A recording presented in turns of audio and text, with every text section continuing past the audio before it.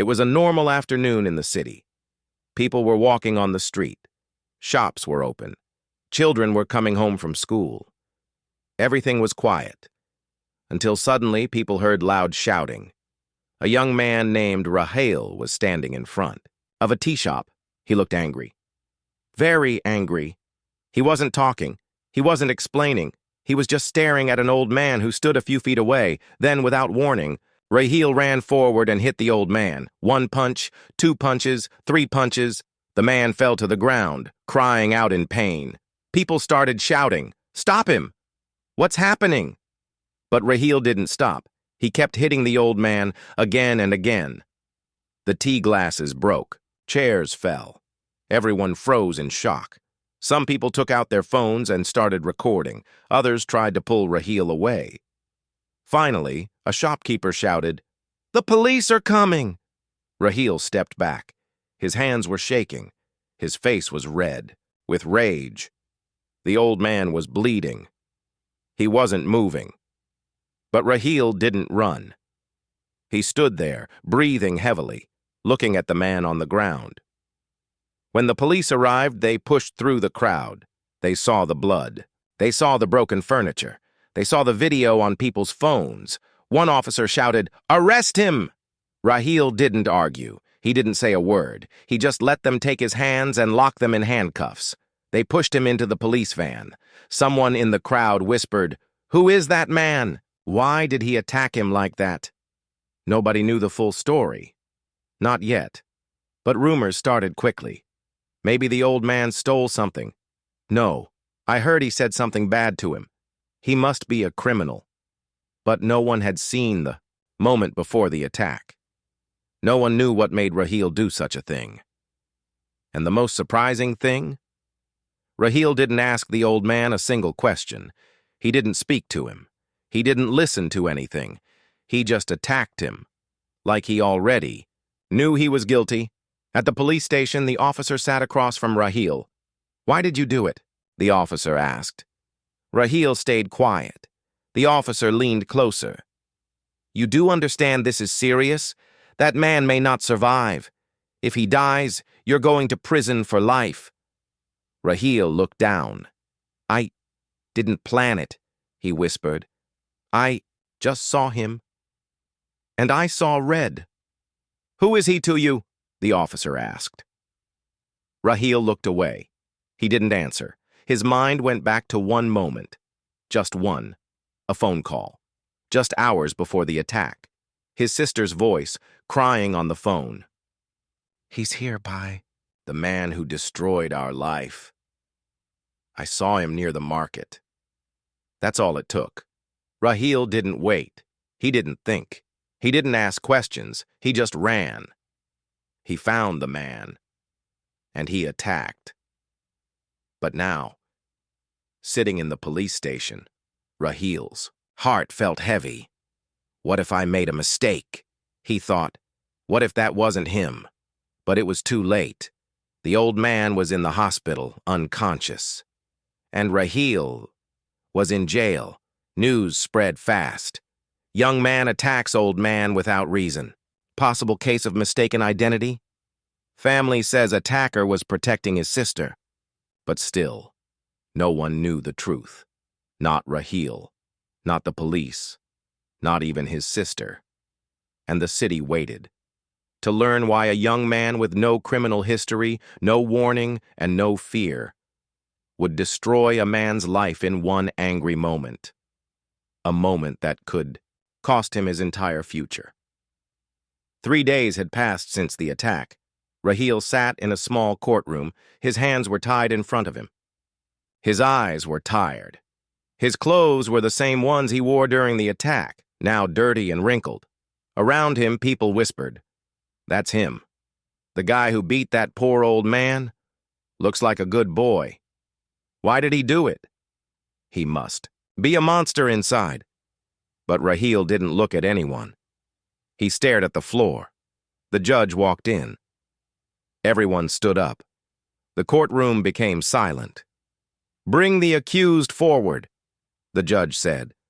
2 police officers brought Raheel to the front. His Lawyer Mr. Asim stood beside him.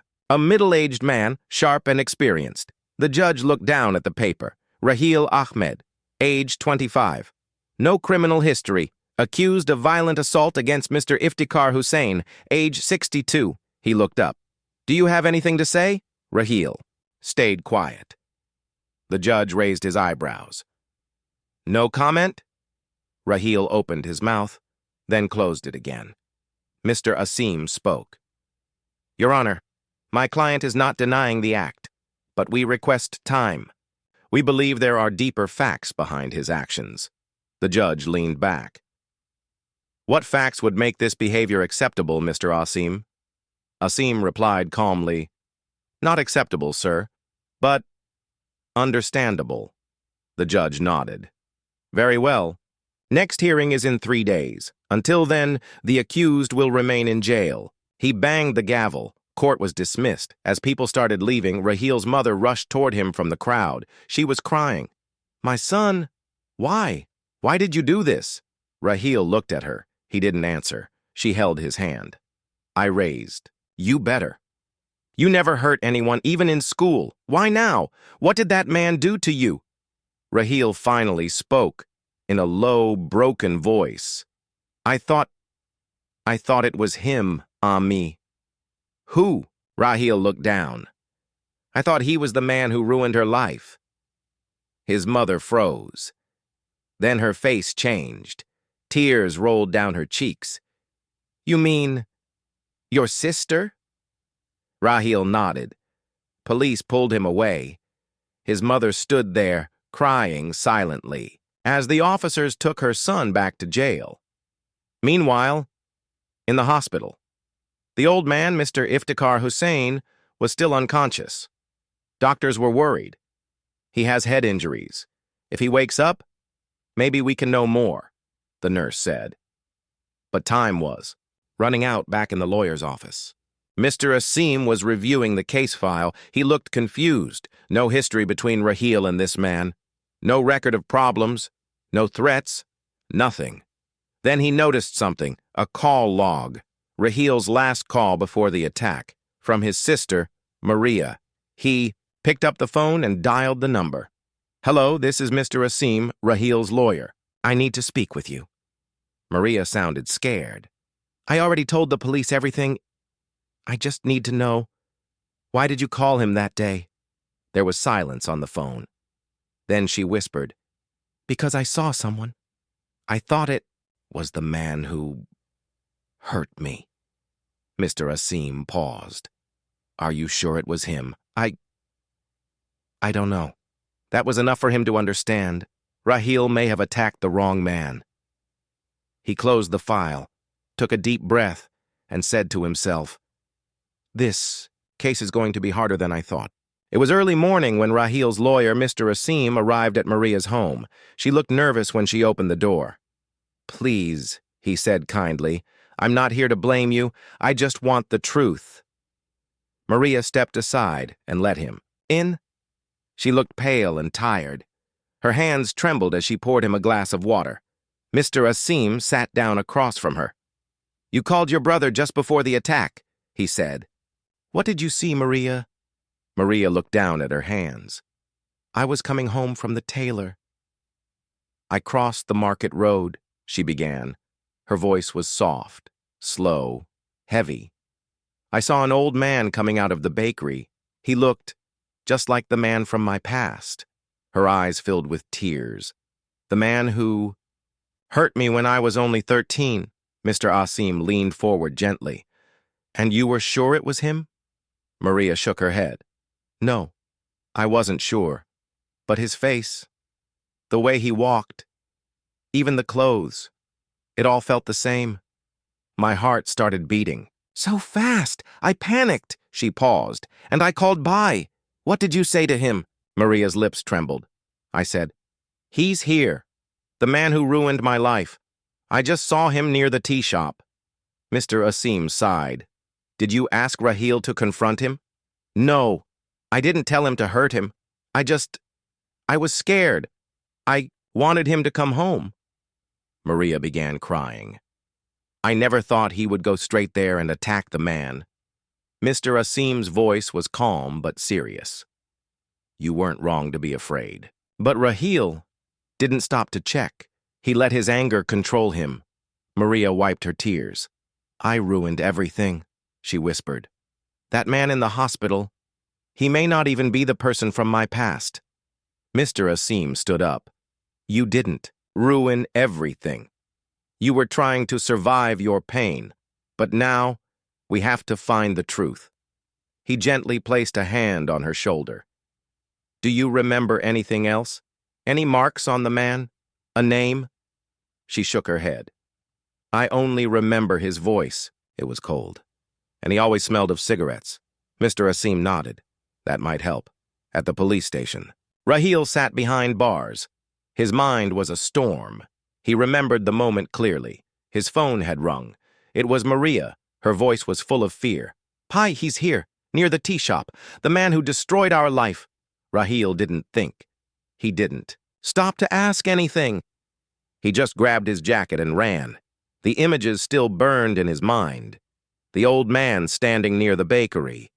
The way his sister had described him. The rage that took over Raheel's heart. And the sound of his own voice shouting as he threw the first punch. But now, he wasn't sure anymore. What if that wasn't him? He whispered the words into the air. A police guard nearby looked at him. What did you say? Raheel looked up, his eyes full of pain. What if I ruined someone's life? Just because I was angry? The guard didn't answer. He had seen many men cry in jail, but Raheel's eyes showed something deeper. Regret. Back at the hospital, doctors were still fighting to save Mr. Iftikhar's life. He was in a coma. The nurse adjusted his blanket and looked at the monitor. Suddenly, the monitor beeped.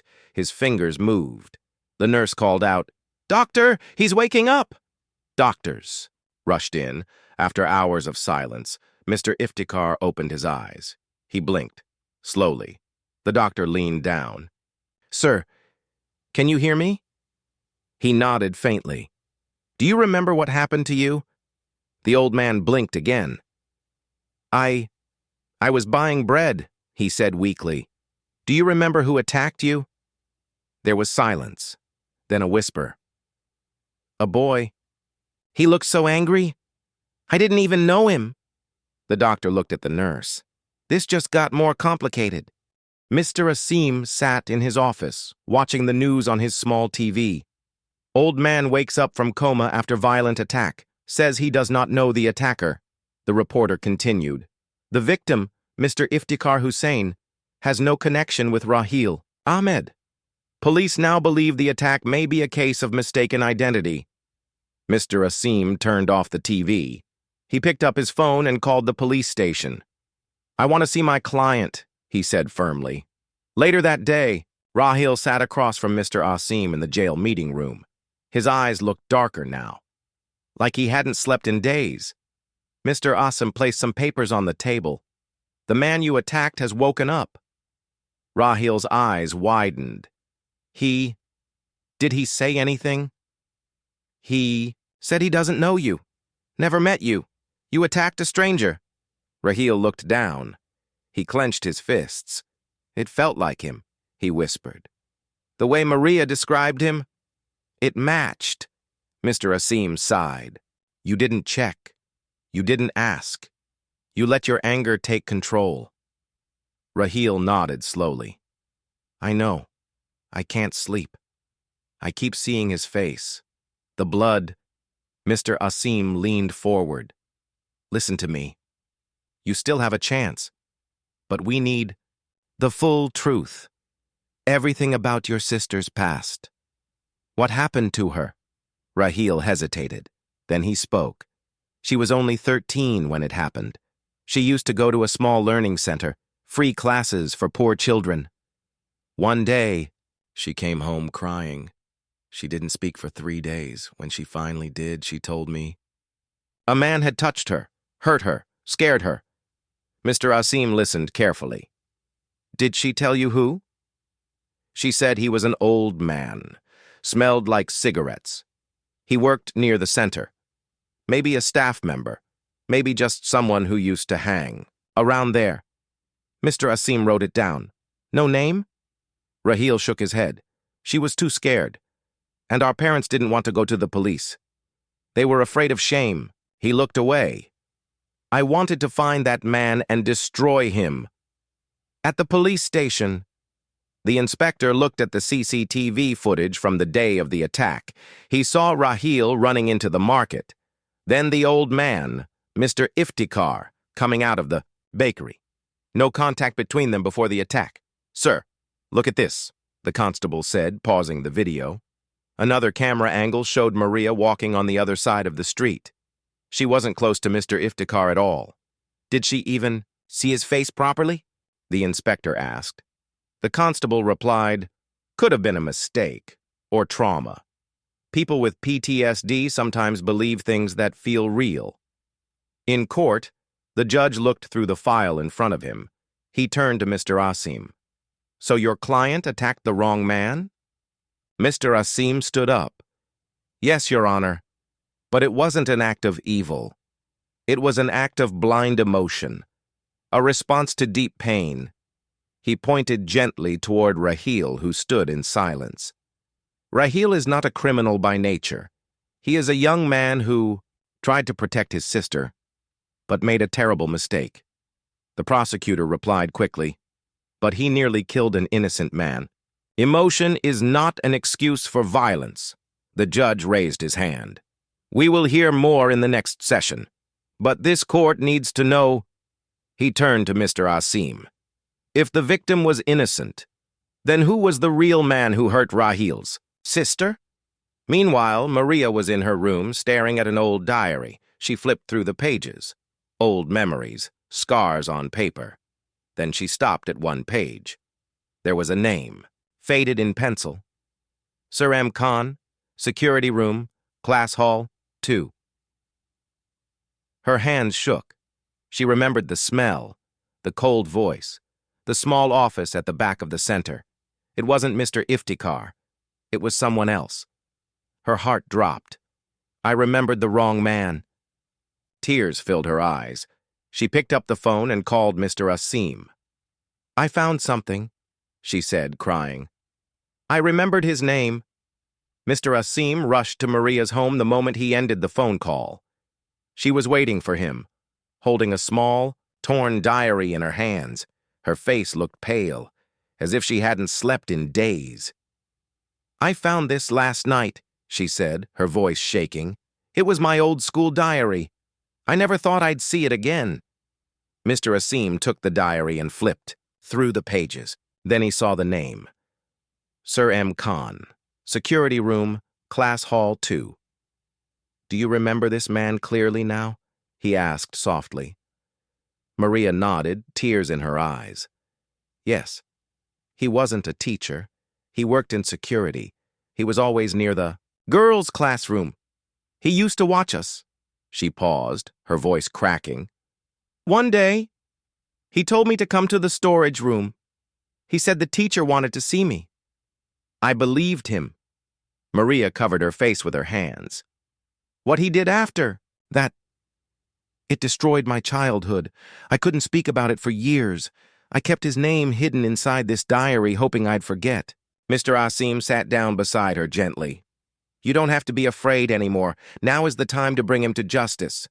Maria looked up. But I remembered the wrong man. I sent my brother to jail for hurting an innocent person.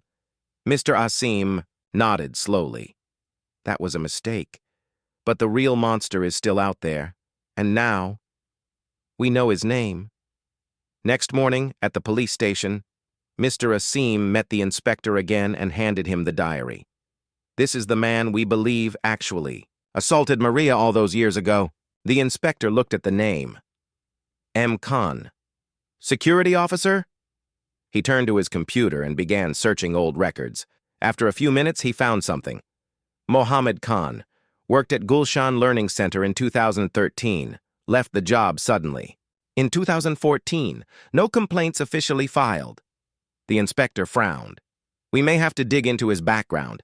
If this is true, then Rahil's actions, though wrong, were not without reason. Mr. Asim nodded. But Rahil still attacked the wrong person. We must help the real victim, too. The inspector sighed. We'll send a team to track down Monsieur Khan. Let's see if he's still in the city. Meanwhile, in jail, Rahil was sitting on the floor of his cell, reading the Quran slowly, trying to calm his heart. The jailer came to him. You have a visitor. It was Maria. She walked in slowly, her eyes full of tears. Rahil stood up, confused. Why are you here? She held his hand tightly. Pai. I remembered his name. Rahil's eyes widened. It wasn't the man I attacked? Maria shook her head, crying. No, it wasn't him. It was someone else. A man named M. Khan. Rahil sat down slowly. His legs felt weak. I hurt an innocent man, Maria cried harder. I'm sorry. I should have remembered. I should have told you everything years ago. Rahil looked at her. No, I should have asked. I should have controlled my anger. I didn't. Think, Maria. They both cried together, holding hands through the small bars of the meeting cell. Back in the hospital, Mr. Iftikhar was slowly recovering. Doctors were happy with his progress, but he still looked confused when people talked to him. Why did that young man hit me? He asked again. The nurse answered gently. It was a mistake, sir. He thought you were someone else. Mr. Iftikhar looked away. I hope he finds peace, and I hope the real criminal is punished. Later that evening, the inspector called Mr. Asim. We found him. Monsieur Khan. He's working as a watchman at a private college in the city. Mr. Asim's eyes lit up. Arrest him. The inspector nodded. We're on our way. The sky was cloudy as the police van stopped in front of a private college on the edge of the city. Inspector Jamil stepped out with 2 officers. They walked to the gate where an old man was sitting, drinking tea. His name tag read, M. Khan. Security. He stood up when he saw the officers. Assalamu alaikum, Saab. Can I help you? Inspector Jamil looked at him carefully. Monsieur Khan? He asked. Yes, that's me. The inspector showed his ID. We're from the city police. We need you to come with us for questioning. Monsieur Khan's face changed slightly. Questioning? About what? You worked at Gulshan Learning Center in 2013? Yes, many years ago, he replied, trying to smile. Inspector Jamil nodded. There's a case involving a girl who studied there. We have a few questions. You're not under arrest. Yet. And Monsieur Khan looked nervous now. He tried to laugh. Oh, it's been a long time, officer.